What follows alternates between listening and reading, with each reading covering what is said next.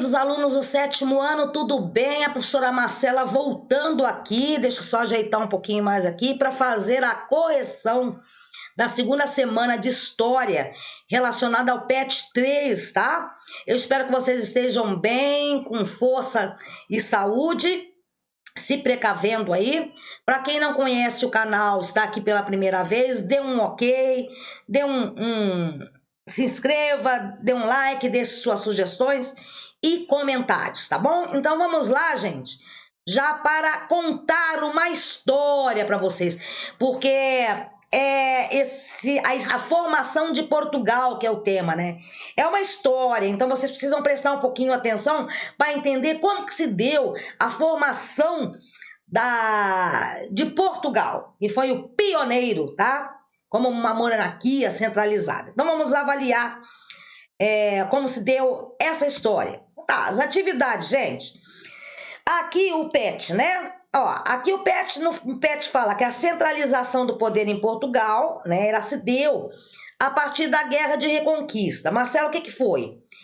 A região que hoje se situa Portugal e Espanha, ela foi dividida em reinos no passado. E essa região, ela tinha sido há muito tempo ocupada por muçulmanos, que são seguidores da fé islâmica de Alá. Esses muçulmanos, eles ocuparam a região da Península Ibérica, que é onde fica Portugal e Espanha hoje, desde o século VIII, tá? Após essa guerra, foi formado o condado, depois que eles conseguiram, né, expulsar aos poucos esses mouros, que eles não saíram de uma vez só, tá? Demorou, mas já conseguiu expulsar uma boa parte deles. Esse condado portugalense estava subordinado ao reino de Leão, que tem a ver com o reino da Espanha, né? Que eram reinos antes. Então, em 1339, o condado conseguiu a sua independência da Espanha, tornando-se o reino de Portugal. Primeira monarquia centralizada da Europa. Então, Portugal foi a primeira monarquia que se centralizou na figura de um rei, ok? Então vamos lá. Aqui nesses mapas, no PET mostra só dois, então aqui eu trouxe uma ideia de como estava essa Península Ibérica antes. Então aqui no século XI, né? Depois nós temos aqui no século XII, no século XIII, e depois no século XIV. Então, vocês vão ver que há a mudança. Aqui no século XI, olha aqui, o Califado de Córdoba, tudo, ó, Leão, aqui, Castela, tudo praticamente ocupado. Depois, no século XII, já foi melhorando, né? Já foi, os territórios, vocês vão vendo que já vão crescendo mais. No século XIII, ó, fica essa região aqui, Castela já vai crescendo, já vai criando aqui, ó, Portugal, Portugado, né? O condado portucalense. E no século XIV, já está bem definido aqui o Reino de Leão e Castela, Aragão, Navarra. Aqui ainda existia um pouquinho de mouro, de muçulmano, mas depois, lá para o século XV, eles vão ser expulsos definitivamente. Nossa formação. Então, estavam reconquistando o território invadido. E esse período também tem a ver muito com os movimentos das cruzadas, que foram movimentos cristãos que a igreja lançou para o quê? Para reconquistar a Terra Santa. Então, nesse movimento aí, os cruzados ajudaram muito a burguesia a ascender com o comércio, porque eles começaram a sair dessas regiões e viajar para o outro lado, lá para o Oriente, para reconquistar a Terra Santa dos muçulmanos, ok? Vamos lá, o condado portucalense. Ó a história, gente. Vamos começar a história contando a história aqui dentro da história. Essa guerra é considerada pelos historiadores a mais longa da história, porque ela iniciou-se no século VIII e terminou só no século XV, que eu falei, quando os muçulmanos foram expulsos definitivamente da Península Ibérica. Então, lá durou muito tempo. No decorrer da guerra dessa reconquista, surgiu o condado portucalense. que daria origem ao Reino de Portugal. Marcelo, esse período aí é o quê? O período medieval, tá, gente? Como é que isso aconteceu? O Henrique de Borgonha, ele era o português lá, lutou ao lado do Dom Afonso VI, rei de Leão e Castela, para reconquistar o reino da Galiza, que estava aqui envolvido aqui, retirar também dos mouros. Então, como eles conseguiram, com seus exércitos e tal, recompensa ele recebeu em 1096, tá? O Condado Portucalense, tornando-se assim o seu vassalo. Então, o sucerano, que era o Afonso VI, era período medieval, doou para o Henrique de Borgonha, gente, esse pedaço aí que viria a se tornar o quê? Portugal, Marcelo. É isso mesmo. Aqui o Condado Portucalense, ó. Tá vendo? Prestem atenção, porque se você não prestar atenção, você se perde aqui um pouco nessa aula, por causa da formação desses reinos, da reconquista, de como se formou, ok? Então, Leão aqui, ó, ele era Leão e Castela, então Dom Afonso, ele tinha todo esse poder aqui, ó. Então, como o Henrique de Borgonha ajudou ele, falou, vai te dar um pedacinho desse lugar aqui, então, para você. Tá bom? A história de Portugal inicia-se com o recebimento de Condado Portucalense por Henrique de Borgonha em 1096. Portanto, olha como é que está sendo formado Portugal aí. Vamos mais um pouquinho, gente. Na Península Ibérica, onde está Portugal e a Espanha hoje, havia populações cristãs que se opunham à presença dos muçulmanos. A briga entre os islâmicos e os cristãos. Então, existiam sempre guerras religiosas por conquistas de território, tá? O rei de Leão de Castela aí, que é o Dom Afonso VI, vamos seguindo raciocínio comigo. Auxiliado por cavaleiros cristãos, que tem a ver também com os cruzados, aqui, ó, tá? De reconquista, auxiliado, vindos de outros reinos, né? Como a França, lutou contra os muçulmanos para lhes conquistar as terras. E teve ajuda também, tá? Reconquista cristã. Ó, guerra religiosa, tá, gente?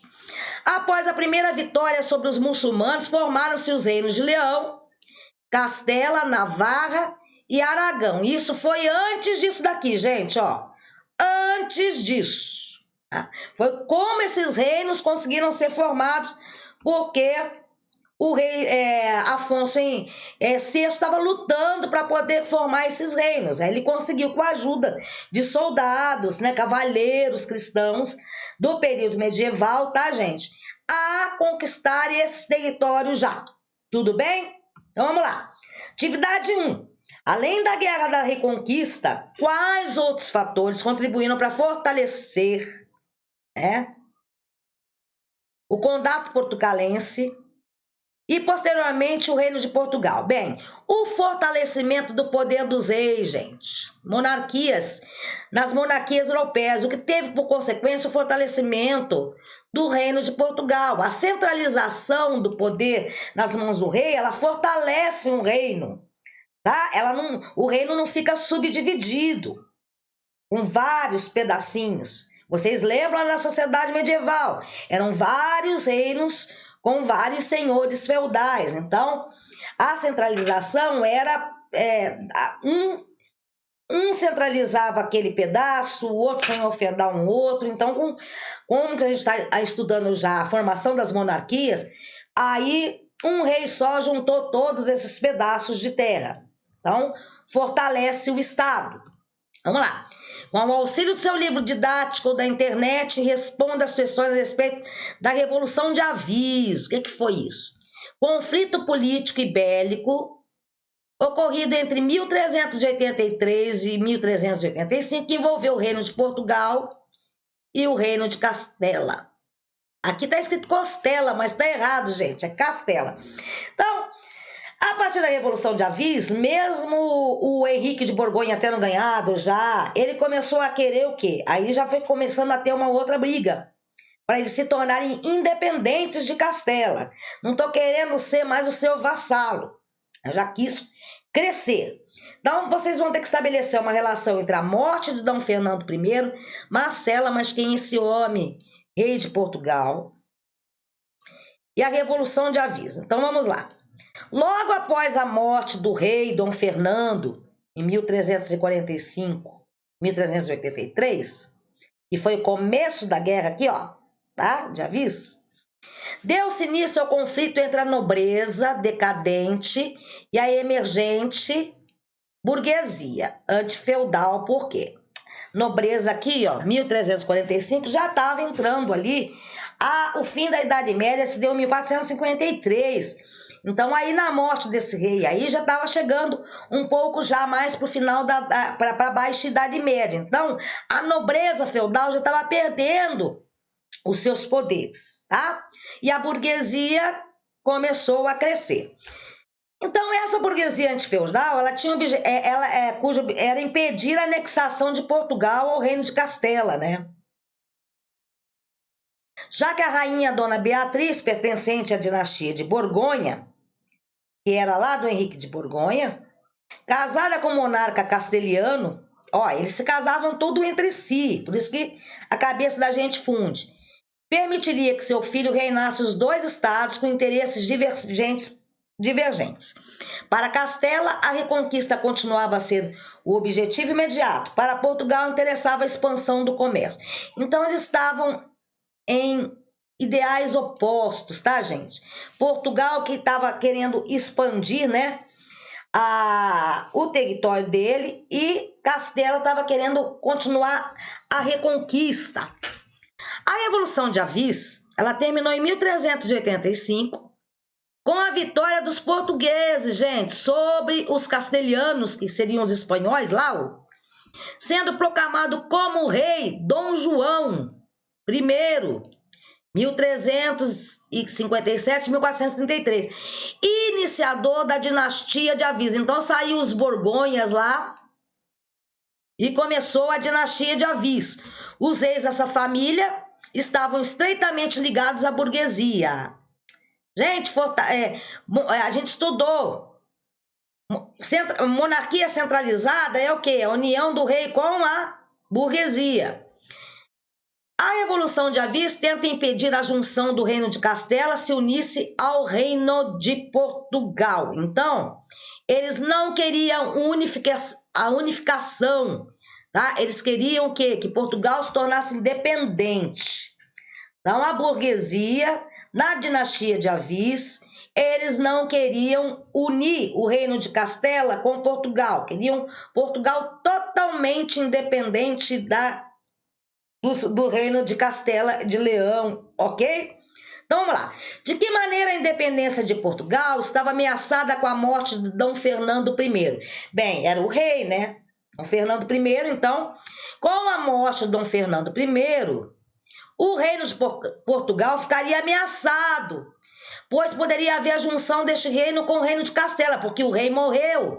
Então, como Portugal queria se tornar independente, com a morte do rei, fica ameaçado, pois poderia haver a junção, que era o quê? Que a burguesia não estava querendo, essa junção, tá? Então, de que maneira a independência de Portugal estava ameaçada com a morte do rei Dom Fernando I? A junção do reino com o Reino de Castela, do Reino de Portugal com o Reino de Castela. Eles não queriam. Quais eram os interesses de posicionamento da nobreza e da burguesia frente a essa questão? Como é que a nobreza e a burguesia se vinham aí nessa formação, nessa revolução aí? Bem, a nobreza era a favor da unificação de Portugal, né? Queria que Portugal se unificasse com o Reino de Castela. E os burgueses eram contra, pois queriam um Estado centralizado. Tá? Então, os burgueses queriam um reino só. A nobreza já não ligava de Portugal se juntar com o reino da Espanha, que é o Reino de Castela, já não ligava. Os burgueses não, a gente precisa concentrar esse poder num rei só, para a gente poder ter mais força. Tá? Não, nobreza era a favor da unificação de Portugal com o Reino de Castela. Os burgueses eram contra, eles queriam o quê? Um Estado centralizado, portanto, um país, Portugal. Quais as consequências da Revolução de Avis, gente? A vitória sobre o Reino de Castela estabeleceu definitivamente, porque os portugueses ganharam, né? A independência de Portugal em relação a este reino sob o comando de Dom João I, que foi o rei lá. O apoio da burguesia comercial foi decisivo, pois ajudou a fornecer os recursos financeiros, não falei que a burguesia sempre bancou os reis? Necessários para a manutenção do exército. Um rei sem exército, ele não é nada. Depois disso, os demais reis portugueses deram amplo apoio às atividades de expansão comercial, isso favorecendo quem depois? Burguesia, né, gente? E a expansão marítima de Portugal é iniciada. Gente, esse processo aí teve todo o processo da burguesia aí por trás, dando dinheiro, apoiando a centralização do poder, mas, de certa forma, houve uma expansão marítima de Portugal imensa, tá? E nós vamos ver por que Portugal teve essas vantagens, tá bom? Então, atividade. A imagem aqui representa a Batalha de Aljubarrota, embate entre as forças militares do Reino de Portugal e Castela, ocorrida em agosto de 1385, portanto, era uma batalha pertencente ao quê? À Revolução de Avis, tá? Descreva quais os interesses envolvidos nessa disputa. Aqui nós vemos aqui o exército português, tem o exército de Castela, né? Então, eles brigando aí para ver quem que ia ficar, como é que ia se incorporar, se Portugal ia se tornar independente, ok? Então, vamos lá. Quais os interesses, gente? Resposta.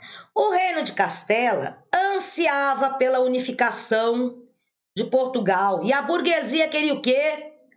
Queria a independência de Portugal. Portanto, Castela queria unir.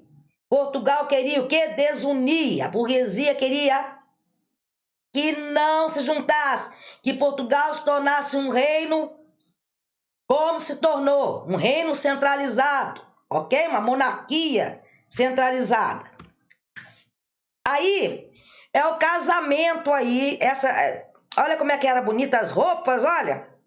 O chapéu da menina, o padre aqui, né? A função do Papa, da Igreja Católica, está plena, porque Portugal é uma nação altamente cristã e os reinos de Castela e Aragão também, né? Eles conseguiram expulsar os muçulmanos de lá. Então, vamos lá, é o casamento do Dom João I, que assumiu depois, né? Com a princesa inglesa, Dona Filipa. A imagem anterior representa o casamento de Dom João I, né? Depois da Revolução de Avis, com a princesa inglesa Dona Filipa. Quais os impactos dessa união para o fortalecimento dos interesses expansionistas no Reino de Portugal, gente? Vamos pensar aí? Quais os impactos? Por que vai unir Inglaterra com Portugal? Nessas épocas antigas, os casamentos eram arranjados para que os países se fortificassem. Muitos interesses políticos estavam aí em jogo. A união dos noivos uniu a Inglaterra e Portugal. Marcela, será que eles se amavam? Talvez não. Foi arranjado, é arranjado desde quando eles eram novinhos. Isso ajudou Portugal a se tornar o reino mais forte, com aliança com os ingleses, que os ingleses sempre foram poderosos, tá? Na marinha. Tanto é que os ingleses lá na frente vão ser os grandes pioneiros da Revolução Industrial. Então, jogo de interesse. Então, os ingleses se unindo aí a Dona Filipa, né? Casando com Dom João I, o Portugal ia ficar o quê? Mais forte, porque a Inglaterra era o quê? Uma nação forte, beleza? Atividade final, gente. Logo após a sua formação, o Estado de Portugal adotou uma política expansionista. O que é isso, Marcelo? Expansionista é sair mundo afora para conquistar tudo que pudesse. Essa política expansionista muito forte saiu na frente em relação ao estabelecimento das rotas marítimas para a África, Ásia e mais tarde para a América. Levando em consideração todos os aprendizados adquiridos e observando o mapa abaixo, gente, liste 4 motivos, 4 só, facinho, que tem impulsionado Portugal a ser o primeiro estado centralizado da Europa a se lançar nas grandes navegações. Marcela, me explica aí, onde está Portugal aqui, gente? Olha Portugal aqui, gente, onde ele está? Perto do... Olha a região, Açores, Ilha da Madeira, Canárias, olha como é que ele tá. Saía daqui, ó, pegava o navio, ó, chegava, dobrou o cabo da Boa Esperança, conseguiu, ó, vem pra cá, passou, contornou a África aqui, ó, pra onde vai, ó, chega onde, ó, nas Índias, e numa dessa daí, ó, diz que um desvio de rota, o que aconteceu, ó, alguém puxou para cima aqui, num desvio de rota, eles vieram parar onde? No Brasil, isso em 1500, tá? Olha como é que era, fácil para Portugal, ó, aqui saía, não tinha nenhum país, nenhum terra impedindo, era muito mais fácil, tá? Rotas portuguesas, os espanhóis também saíam bastante vindo para cá, tanto é que os espanhóis vieram também para a América Central, né? Com Cristóvão Colombo, eles também investiram na navegação também, tá? Então vamos lá. Portugal, gente, só para fechar aqui, o mais importante fator do pioneirismo de Portugal nas grandes navegações foi o fator de Portugal ter um governo forte, monarquia centralizada, uma dinastia, né? Uma monarquia, uma dinastia forte. Era centralizado na pessoa do rei, cujo interesse fundamental eram as atividades o quê? Comércio, Marcela, apoiado pela burguesia. A partir da Revolução de Avis, né? A vida política portuguesa passou a girar em torno do rei. E os reis da dinastia de Avis, conduzida ao trono com o apoio dos comerciantes, empenharam-se em principalmente levar adiante empreendimentos de natureza essencialmente comercial. Portugal saiu para o quê? Conquistas. Conquistar novos territórios, expansão, imperialismo. Não podemos dizer nessa época, mas colonizar, colonialismo, tá? Esse é o Vasco da Gama, que foi um navegador português. O time de futebol tem a ver com ele, sim, é uma homenagem. Resposta, gente, o que seria os fatores, né, que aqui fala? Os 4 motivos que tenham impulsionado Portugal a ser o primeiro estado centralizado. Vamos lá, gente. A ascensão de uma burguesia enriquecida, que investiu nas navegações, no intuito de comercializar com diferentes partes do mundo. Então, burguesia enriquecida. A Revolução de Avis foi um fator, porque ela consolidou a força da burguesia mercantil. Localização que, gente? Geográfica de Portugal. E inovações tecnológicas na área náutica, o estudo náutico, caravelas, tá? Aqueles instrumentos, astrolábio, tudo que eles usavam, sabe? Realizado pela Escola de Sagres, que era uma escola de navegação, sob o comando do astuto infante português Dom Henrique, o navegador. Nasceu em 1394 e morreu em 1460. Então, esses são os fatores que você pode citar aí sem problema. A ascensão de uma burguesia enriquecida, que teve dinheiro para investir nessas navegações. A Revolução de Avis foi um fator, porque ela consolidou, né, a força, e a Revolução de Avis ela aconteceu no Reino de Portugal, né,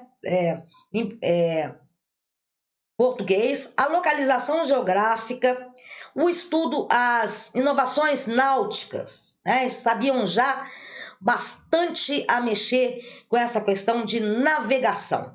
Isso tudo propiciou o pioneirismo de Portugal na expansão marítima, ok? Então é isso, gente. Fim, não desista em dias ruins, lute pelos seus sonhos.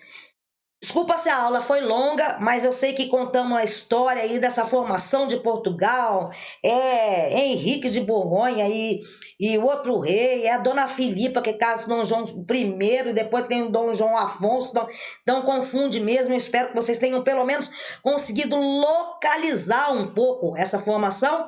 A Guerra da Reconquista, o que foi? Retirar, né? Reconquistar o reino dos muçulmanos, a Revolução de Avis, que deu a formação de Portugal amparado pela burguesia. Beleza? Sétimo ano, um grande beijo. Espero que vocês tenham entendido. Podem parar o slide, copiar as respostas, mas tente ler o texto, como eu sempre falo, para poder entender o que está copiando. Tá bom? Para quem não conhece o canal e chegou até aqui, dá um like aí na aula da professora, que eu fico muito feliz. E como sempre falo, as aulas da professora Marcela são um pouco maiores. Tá bom? Um grande beijo, fiquem com Deus. Até a próxima semana. Tchau, sétimo ano!